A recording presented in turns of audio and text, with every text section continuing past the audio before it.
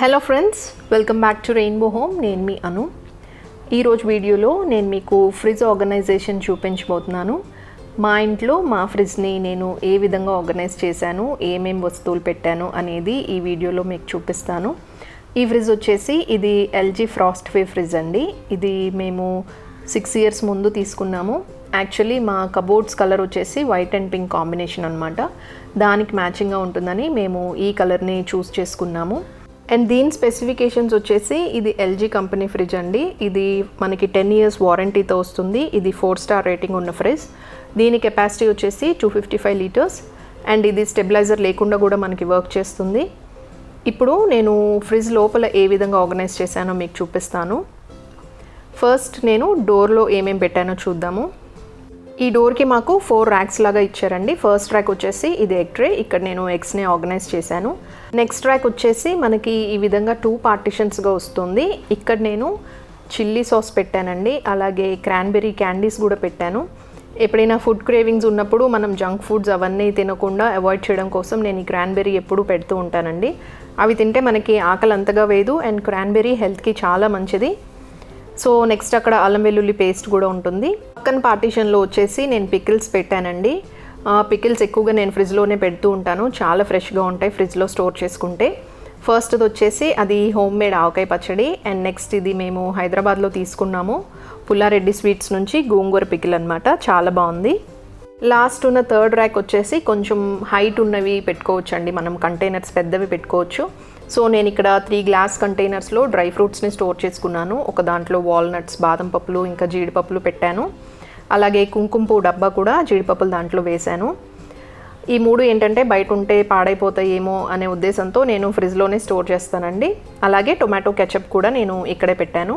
So డోర్కి ఉన్న ర్యాక్స్ని maximum space utilise చేసుకుంటూ ఈ విధంగా జార్స్లో నీట్గా ఆర్గనైజ్ చేసుకుంటూ నేను ఈ విధంగా సర్దానండి. ఇప్పుడు మనము ఫ్రిడ్జ్లో ఏ విధంగా పెట్టానో చూపిస్తాను.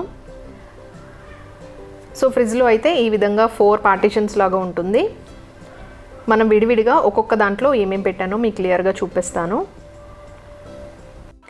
ఫస్ట్ ట్రేలో వచ్చేసి రెగ్యులర్గా రోజు యూజ్ చేసే ఐటమ్స్ని పెట్టానండి. అంటే ఇక్కడ నేను ట్రాన్స్పరెంట్వి ఎక్కువ యూజ్ చేస్తాను అండ్ మ్యాక్సిమం ప్లాస్టిక్ అవాయిడ్ చేయడానికి ట్రై చేస్తూ ఉంటాను. సో ఇలాంటి కంటైనర్స్లో నేను కరివేపాకు అలాగే కొత్తిమీరని స్టోర్ చేశానండి. మనం రెగ్యులర్గా కర్రీస్లోకి ఇవి యూజ్ చేస్తూ ఉంటాం కాబట్టి ఇవి మనకి ఈజీగా అవైలబుల్గా అందేటట్టు ఉండేలాగా చూసుకుంటాను. సో పైన ర్యాక్లో నేను ఇవి పెట్టాను. అండ్ నెక్స్ట్ కర్రీస్లో మనము చిల్లీస్ కూడా యూజ్ చేస్తూ ఉంటాం కదా, సో ఆ చిల్లీస్ కూడా నేను ఈ 3 ఒకే దగ్గర ఉండేలాగా పెట్టాను. నెక్స్ట్ ఇక్కడ వచ్చేసి ఇది బెల్లం చిన్న చిన్న ముక్కలుగా దంచుకొని ఒక బాక్స్లో పెట్టానండి. అంటే మేము యూజువల్గా షుగర్ యూజ్ చేయము, జావలో కానీ పాలల్లో కానీ ఎక్కువగా బెల్లమే యూజ్ చేస్తాము. అందుకనే బెల్లాన్ని కూడా ఈ విధంగా నేను దంచుకొని పెట్టాను. అండ్ ఇది వచ్చేసి పుల్ అవుట్ ట్రే అనమాట. ఇది కావాలంటే మనం ముందుకి ఇలా లాక్కొని యూజ్ చేసుకోవచ్చు. ఈ ఒక్క ట్రేకి మాత్రమే ఆప్షన్ ఉంటుంది, మిగిలినవన్నీ మామూలుగానే ఉంటాయి. ఈ సెకండ్ ర్యాక్లో వచ్చేసి నేను మొత్తం డైరీ ప్రోడక్ట్స్ కోసం పెట్టేశానండి. ఇక్కడ పాలు, పెరుగు, అలాగే బాయిల్ చేయాల్సిన మిల్క్ ప్యాకెట్స్ అవి ఉంటాయి కదా, అవన్నీ ఈ ర్యాక్లో పెట్టేశాను. ఈ ర్యాక్ వచ్చేసి నేను ఒక 2 స్పేస్ ఆర్గనైజర్స్ని యూజ్ చేశాను. ఇవేంటి అంటే మనకి స్పేస్ కొంచెం ఎక్కువ ఉండేలాగా చేస్తాయి.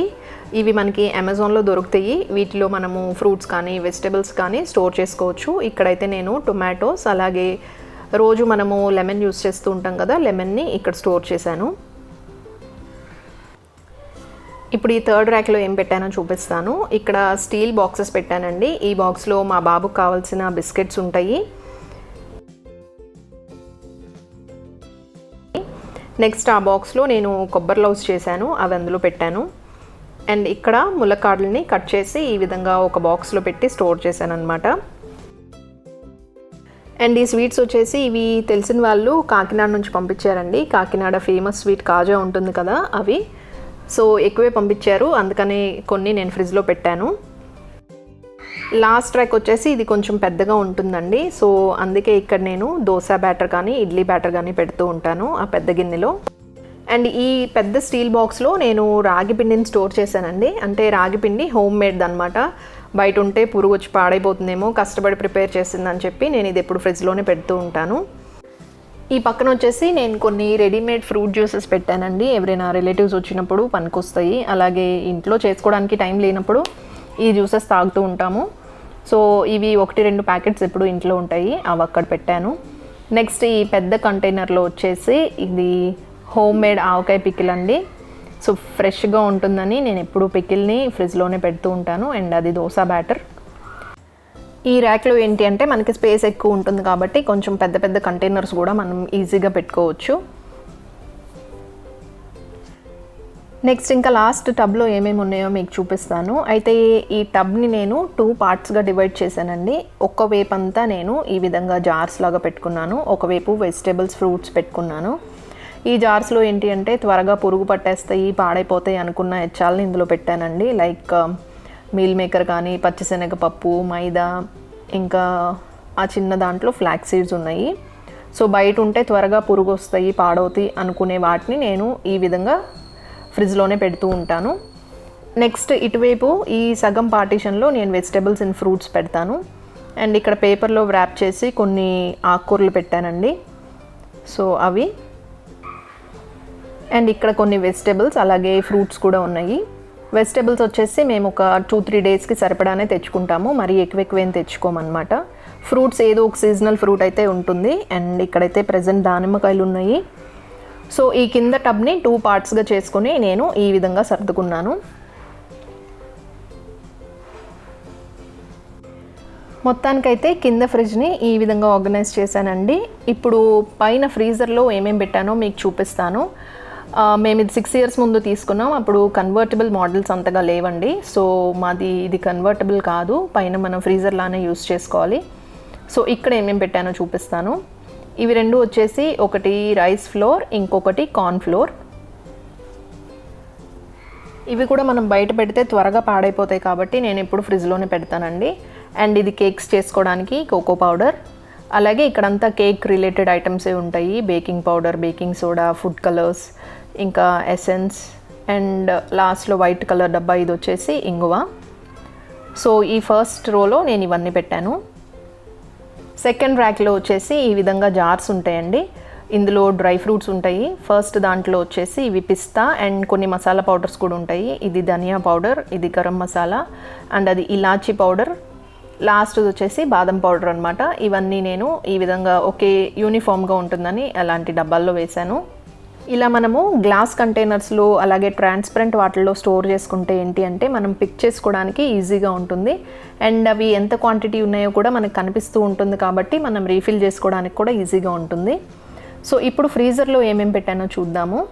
ఫ్రీజర్లో ఎప్పుడైనా కొబ్బరి చిప్పలు ఎక్కువ ఉన్నప్పుడు ఇక్కడ పెడుతూ ఉంటాను. అండ్ ఇందులో వచ్చేసి ఇవి బ్లాక్ కిస్మిస్. యాక్చువల్గా ఇది ఐస్ క్యూబ్స్ వేసుకునే బాక్స్ అనమాట, కానీ నేను అది ఖాళీగానే ఉందని ఇందులో కొన్ని పాప్కార్న్ ప్యాకెట్స్ అలాగే సూప్ ప్యాకెట్స్, మసాలా ప్యాకెట్స్ని ఇందులో పెట్టాను. అండ్ పైన వచ్చేసి ఇది ఐస్ క్యూబ్స్ మేకర్. నెక్స్ట్ ఇంకా ఫ్రీజర్లో పెట్టే ఐటమ్స్ పెట్టానండి. బటర్, పన్నీర్, ఇంకా ఇది మిస్టీ డాయ్. నెక్స్ట్ వచ్చేసి నా ఫేవరెట్ ఐస్ క్రీమ్ ఫ్లేవర్. ఇది రెగ్యులర్గా అయితే ఉండదు, ఎప్పుడైనా తీసుకొస్తూ ఉంటాము. సో అది క్వాలిటీ వాల్స్లో క్యారమెల్ ఐస్ క్రీమ్ అనమాట. అండ్ నెక్స్ట్ ఇక్కడ వచ్చేసి ఇది నెయ్యి. మేము ఇంట్లో చేయమండి నెయ్యి, బయట నుంచే కొంటూ ఉంటాము. సో ఎక్కువ క్వాంటిటీలో కొంటాం కాబట్టి ఫ్రిడ్జ్లోనే స్టోర్ చేస్తాను. ఈ బాక్స్లో నేను మ్యారినేట్ చేసిన ప్రాన్స్ నుంచేనండి ప్రాన్స్ కర్రీ ప్రిపేర్ చేశాను. సో క్వాంటిటీ ఎక్కువ ఉందని కొన్ని ప్రాన్స్ని తీసి ఈ విధంగా ఫ్రిడ్జ్లో స్టోర్ చేశాను అనమాట. సో ఫ్రీజర్లో అయితే ఈ విధంగా ఉంటుంది.